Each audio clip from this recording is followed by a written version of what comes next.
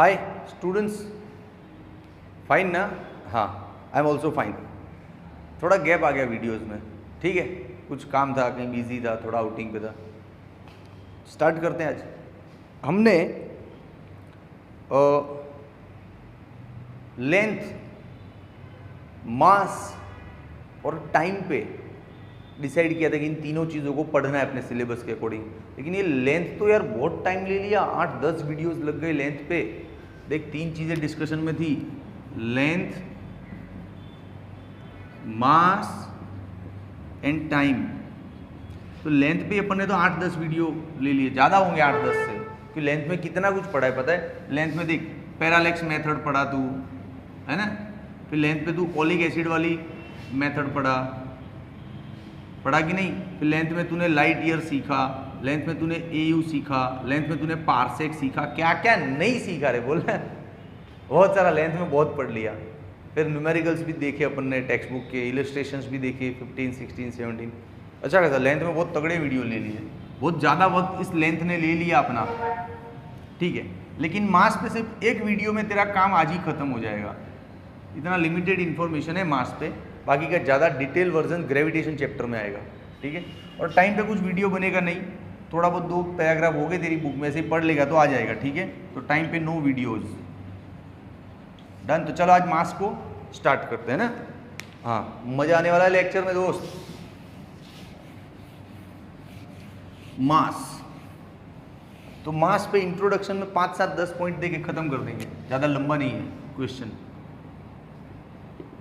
Short note on मास, ठीक है। मास पे तू जो जो जानता है वो लिखता जा, लेकिन तू तो ज़्यादा कहाँ कुछ जानता है, तू तो सिर्फ मास को किलोग्राम है ऐसा जानता है, तो वो तो लिख, जो जानता है वो लिख। Unit of mass is kilogram, इतना तो जानता है ना। हाँ, तो बस लिख दे। अब आगे बढ़ो, मास का डेफिनेशन क्या है। तो एक्चुअली मास है ना, जो मटेरियल होता है उसकी क्वांटिटी को मास बोलते हैं। हाँ, तो क्वांटिटी ऑफ मैटर, मैटर और मटेरियल थोड़ा देसी वर्ड है, लेकिन मटेरियल जल्दी पक समझ में आता है। Quantity of matter is called मास। हो गया definition. Quantity of matter is called मास, खत्म कहानी। हाँ, फिर मास क्या है। मास एक्चुअली इनहेरेंट प्रॉपर्टी है। इनहेरेंट मतलब फंडामेंटल, मतलब बेसिक, मतलब इंट्रिंसिक, मतलब इंटरनल। हाँ, उसका इंटरनल प्रॉपर्टी है, जो उसके इंटरनल बॉन्डिंग मॉलिक्यूल्स पे डिपेंड करता है, ठीक है।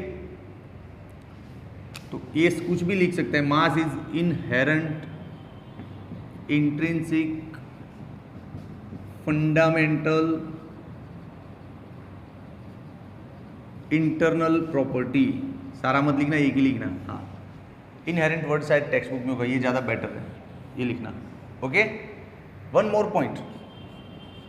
मास पे है ना, एक्सटर्नल फैक्टर्स का इफेक्ट नहीं होता है। You know what is external factors, like temperature, pressure, position की कौन सी जगह पे खड़ा है। अब मास यहाँ पे खड़ा है या तेरे घर की छत पे खड़ा है, तो 2 किलो है तो 2 किलो ही रहेगा, समझ। तो mass does not depends on external sources like temperature,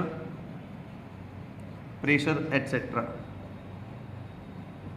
इन चीज़ों पे मास डिपेंड नहीं करता है। तो मास को स्टार्ट करने के लिए ये हो गया एक बेसिक पॉइंट्स। अब हम मास का एक दूसरा यूनिट है उसके बारे में बात करते हैं। देख, न्यूक्लियर फिजिक्स जब हम पढ़ेंगे, न्यूक्लियर फिजिक्स या एटॉमिक फिजिक्स जब भी हम पढ़ेंगे, तब ये किलोग्राम और ये सब नहीं चलेगा ना। तू समझ, you go to the general store and demanding for some jaggery. गुड़ मांगा तूने कि 500 ग्राम गुड़ दे दो भैया, तो वो जो वेट स्केल होता है, या तो ऐसे पकड़ने वाला होगा, तो इधर 500 गुड़ रखेगा, इधर वो उसका वो रखेगा रे। हाँ, बस वही समझ गया ना। और देखेगा 500 ग्राम हुआ कि नहीं, या वो विथ स्केल में रखेगा, डिजिटल होगा तो उसमें दिखाएगा।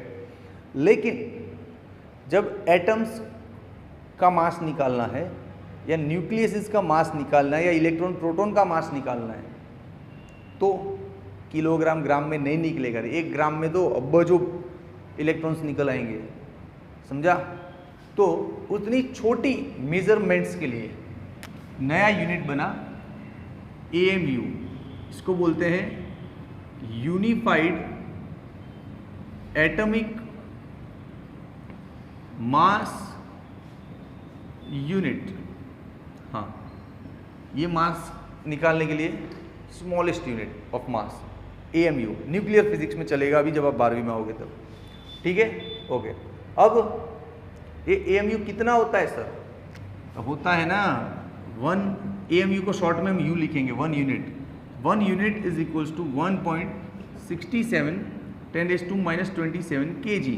हाँ, ये हो गया। ये IMP है, 1 मार्क्स में पूछ सकते हैं स्कूल की एग्जाम्स में, VSQ में, MCQ में ये पूछ सकते हैं, तो थोड़ा नोट डाउन अच्छे से कर लेना इसको। अब इसका डेफिनेशन भी है कि 1 यूनिट इज हाउ मच।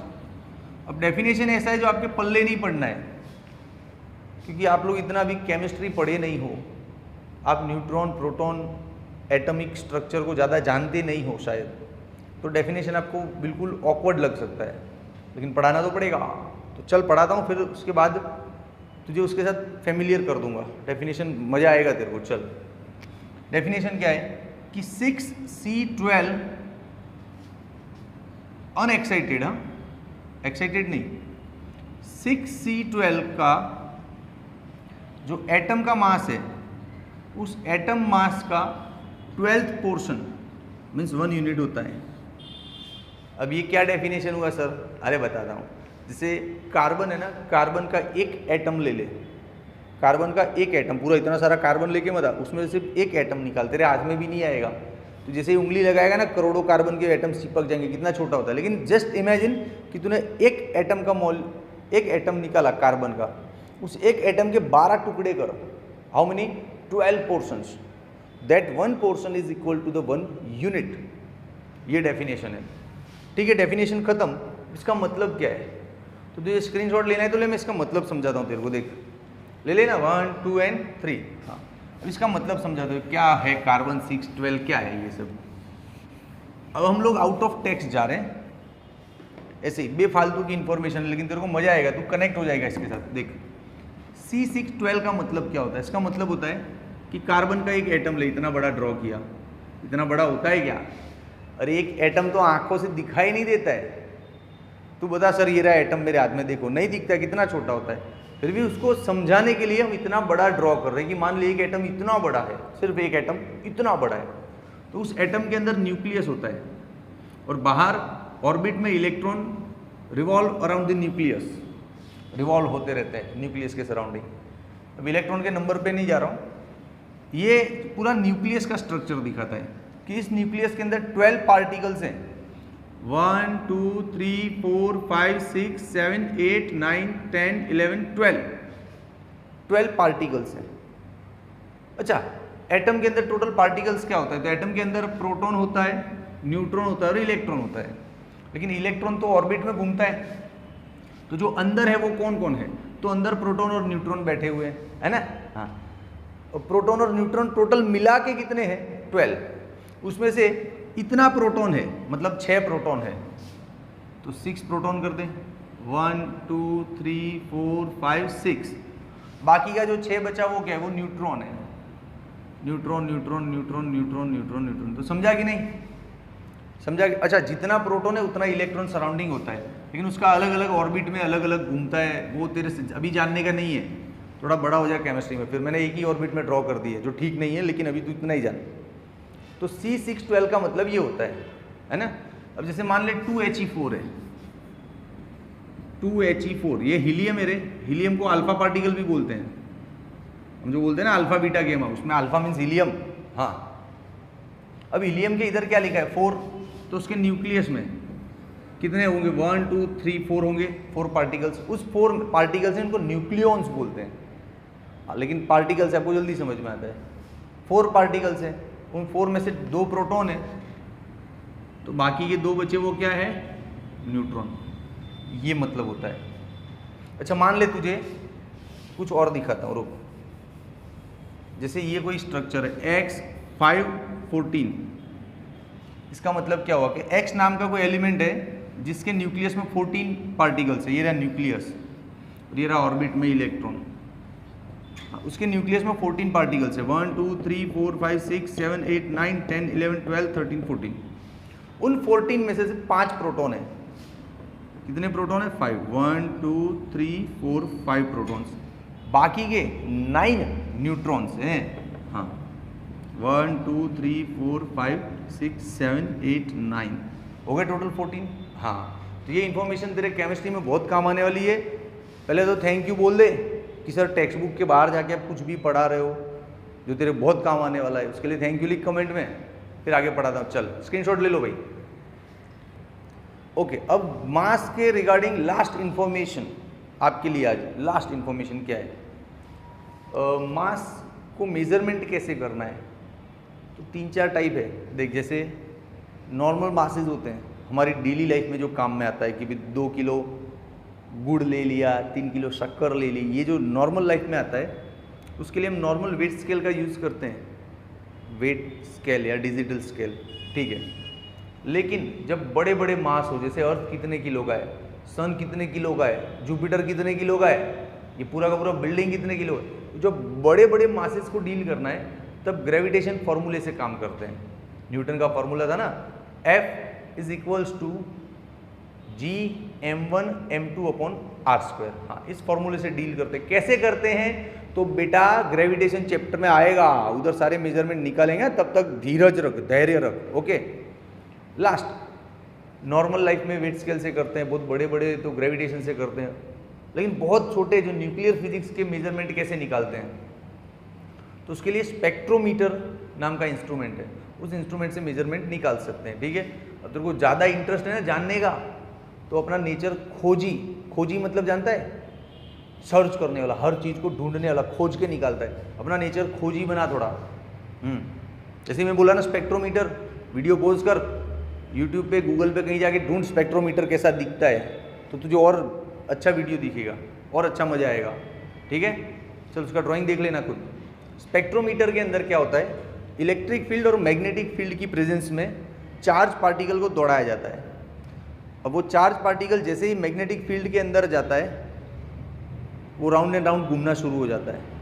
तो वो जो सर्कल बनाता है ना, उस सर्कल का रेडियस, ये जैसे सपोज यहाँ पे देख, ये मैग्नेटिक फील्ड है पूरा, समझ।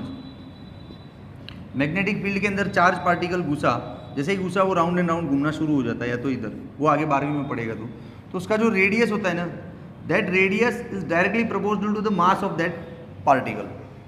इस लॉजिक से कैलकुलेशन करके फिर मास निकाला जाता है, जो तेरे अभी जानने का नहीं है रे, तू बच्चा है रे, 12th में पूरा मैग्नेट पे चैप्टर है, तब ये पूरा पढ़ेंगे अपन, ठीक है। चल तो मास का टॉपिक तेरा खत्म होता है, स्क्रीनशॉट ले ले। ओके अभी एक और क्वेश्चन निकाला है, ये मास लेंथ टाइम का कॉमन क्वेश्चन है, ठीक है। चल क्या है क्वेश्चन, मैक्सिमम लेंथ और मिनिमम लेंथ का रेशियो, मतलब इस पूरे यूनिवर्स में, इस पूरे ब्रह्मांड में सबसे मैक्सिमम लेंथ किसका है और मिनिमम लेंथ किसका है, उसका रेशियो बताओ। वैसे ही मैक्सिमम टाइम किसको लगता है, मैक्सिमम लाइफ कौन जीता है, मिनिमम लाइफ टाइम किसका है, तो मैक्सिमम मास किसका है, मिनिमम मास किसका है, वो तो तेरे को नहीं लग रहा बहुत धांसू इन्फॉर्मेशन है, देख मजा आएगा तेरे को। चल मैक्सिमम लेंथ क्या है, इस दुनिया में सबसे लंबा कौन है, अमिताभ बच्चन नहीं रे, इस दुनिया में सबसे लंबा है खुद दुनिया, खुद यूनिवर्स, ऑब्जर्वेबल यूनिवर्स, मतलब हम जहाँ तक ऑब्जर्व कर सकते हैं ना, यहाँ से देख अपने को सन दिखता है ना, टेलीस्कोप से देख तो प्लैनेट्स भी दिखेंगे, तो ऑब्जर्वेबल जो यूनिवर्स है पूरा, वो यूनिवर्स का लेंथ सबसे ज़्यादा है। कितना लेंथ है उसका, पहले तो लिख ऑब्जर्वेबल यूनिवर्स,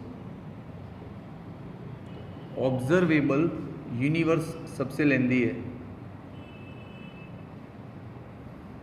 फिर मिनिमम लेंथ किसका है प्रोटॉन का साइज, प्रोटॉन का जो साइज है वो सबसे छोटा है, ठीक है। देख तो ऑब्जर्वेबल यूनिवर्स का लेंथ क्या है बेटा? 10⁻26 मीटर। प्रोटॉन का साइज क्या है? 10⁻15 मीटर। ये जो 10⁻15 मीटर, ये 1 फर्मी होता है, पढ़ा था ना कहीं पे? 1 fermi is equal to 10⁻15 metre. हाँ, is equal to the size of nucleus, radius of nucleus भी इतना ही होता है, ठीक है। चलो अब इसको ऊपर ले जाओ, 10⁻41 अप्रोक्सीमेट है, थोड़ा पॉइंट में गड़बड़ हो सकता है इसलिए बुक में अप्रोक्सीमेटली लिखते हैं। बस तो आया ना मजा? ऑब्जर्वेबल यूनिवर्स कितना लंबा है? 10⁻26 मीटर। अच्छा, ये टॉपिक खत्म होने पे इस पर बढ़िया बात करेंगे अपन। I will remind that end of the video, इस पर बहुत बढ़िया तेरे को इमेजिनेशन करवाऊंगा, अर्थ, तारे, सितारे, ग्रह सब दिखाऊंगा, ठीक है। चल दूसरा, मैक्सिमम लाइफ टाइम किसका है? इस दुनिया में सबसे ज़्यादा कौन जी पाया है? कौन जिएगा? खुद दुनिया फिर से वही आंसर ना। इस यूनिवर्स का लाइफ सबसे लंबा है। यूनिवर्स जब से पैदा हुआ और जब तक ये यूनिवर्स टिकेगा, तो यू कैन अंडरस्टैंड ना, सबसे लाइफ टाइम उसी का ज़्यादा होगा। Universe, observable universe, observable universe. और सबसे मिनिमम टाइम कौन जीता है? अरे यार, अनस्टेबल पार्टिकल। अनस्टेबल पार्टिकल सबसे कम जीते हैं। तो चलो, ऑब्जर्वेबल यूनिवर्स का लाइफ टाइम कितना है? 10⁻17 सेकेंड।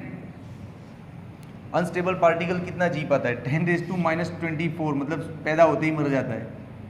हाँ, अब इसका रेशियो बना तो ये बनेगा 10⁻41 के आसपास अप्रोक्सीमेट। क्लियर? अभी 10⁻17 सेकंड कितना होता है? होता है ना सर, सेकंड से तो कम ही होता है। भाई, ये यूनिवर्स क्या कुछ ही सेकंड जीता है क्या? तो हम तो कब के निकल लिए होते। इसका मतलब करोड़ों ईयर्स होगा, करोड्स ऑफ ईयर्स। तो इसको कैलकुलेट करना अच्छे से, देख समझाता हूँ। 10⁻17 सेकंड का मतलब क्या होता है? सेकंड है ना, पहले इसको डिवाइड बाई 3600 कर, तो हो जाएगा आवर। हो गया? अब इसको और डिवाइड बाय 365 कर, तो हो जाएगा डेज। फिर और इसको डिवाइड बाय 12 कर, डिवाइड बाय 12 कर, तो ये हो जाएगा ईयर्स।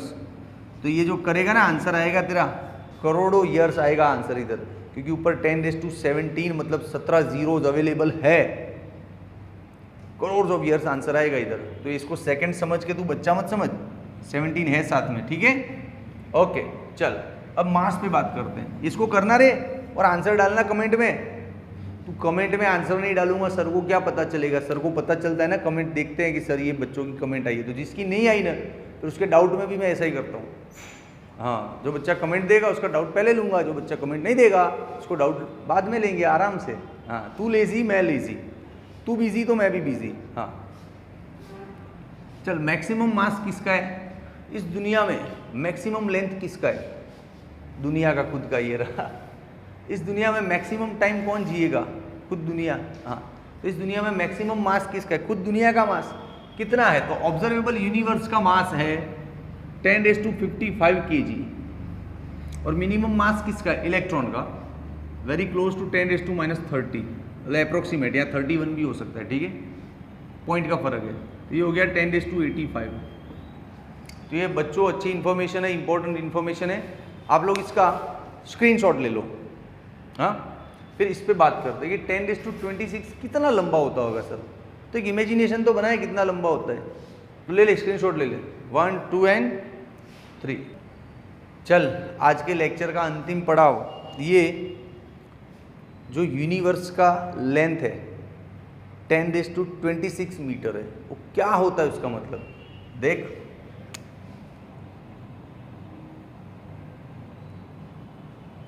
लेंथ ऑफ यूनिवर्स को हम फील करने जा रहे हैं। Let's feel the physics. Length of the universe है 10⁻26 मीटर। सबसे पहले तो इसके 3 जीरो कम कर, मतलब 1000 से डिवाइड कर, वही हुआ ना, 3 जीरो कम कर। हाँ, तो ये हो जाएगा 23 किलोमीटर। अब 10⁻23 किलोमीटर कितना होगा सर? होगा यहाँ से अमेरिका चले जाओ, हैं ऐसे नहीं होता। देख कितना होता है बताता हूँ। ये अपना अर्थ है ना, अर्थ, हाँ जिस अर्थ पे हम लोग रह रहे हैं, दैट अर्थ का रेडियस 6400 किलोमीटर है। अर्थ का रेडियस 6400। हाँ, यहाँ पे पोल एरिया पे थोड़ा कम है क्योंकि पोल पे थोड़ा सा क्या खड्डा है, तो 20 किलोमीटर जितना खड्डा है, तो यहाँ पे थोड़ा कम आएगा। लेकिन हम अभी पोल पे क्या कम ज़्यादा उसकी बात नहीं कर रहे, हम एक रैंडम अप्रोक्स कैलकुलेशंस बता रहे हैं कि अर्थ का जो रेडियस है 6400 किलोमीटर है। मतलब अर्थ का पूरा डायमीटर कितना होगा, तो अर्थ का पूरा डायमीटर हो जाएगा 12,800 किलोमीटर। क्या मतलब है इस इंफॉर्मेशन का तेरी लाइफ में, क्या काम आएगा? सर मेरे को क्या लेना देना अर्थ के डायमीटर से? ओ भाई, तेरी इमेजिनेशन बढ़ेगी। देख 12,800 किलोमीटर का मतलब क्या होता है? अर्थ के यहाँ पे एक टनल बना, टनल में से घुस जा अंदर, डिंग डिंग डिंग डिंग डिंग डिंग डिंग डिंग डिंग, यहाँ से निकल बाहर, तो तेरा ट्रैवलिंग कितना हो जाएगा? 12,800। समझा? हाँ, तो अर्थ को टनल बनाया पूरा अंदर, और एक साइड से घुस गए और दूसरी साइड से बाहर निकले, तो 12,800 किलोमीटर लगता है। ये एक इमेजिनेशन है। हाँ हाँ, लेकिन ये तो कितना किलोमीटर पे? 23 मतलब क्या है? तो कुछ नहीं है। ऐसी तो कितनी अर्थ यहाँ पे तू आर पार निकल जाएगा, ऐसी बहुत सी अर्थ को लाइन सर लगा दे इधर। इमेजिन कर सकते कि अर्थ के बगल में अर्थ अर्थ अर्थ, कितनी सारी अर्थ लगा दे, तब जाके ये ट्रैवलिंग होगा इतना। समझा? तो कितना होगा? तो उसके लिए तुझे बेसिक क्या करना है, 10⁻23 किलोमीटर डिवाइड बाई 12,800, इसको कर डिवाइड और आंसर ला के कमेंट में डाल कि सर इतना अर्थ बाजू बाजू में रख दोगे ना, और उसके अंदर से हम घुस जाएंगे और आर पार निकलेंगे, तब जाके ये डिस्टेंस बनेगा, है ना? तो थोड़ा इसको करना, कमेंट में डालना। अब तू फंसेगा कहाँ पे? कैलकुलेटर में 23 डिजिट आएंगे ही नहीं तेरे, तो क्या करेगा? लगा दिमाग। अब बोला ना अपने आप को खोजी बना, सर्च कर कि इसको कैलकुलेटर में कैसे सॉल्व करेंगे, ठीक है? और कमेंट में डाल। वीडियो मजा आया तो भी कमेंट में लिख, नहीं मजा आया तो भी लिख। Okay, take care, bye.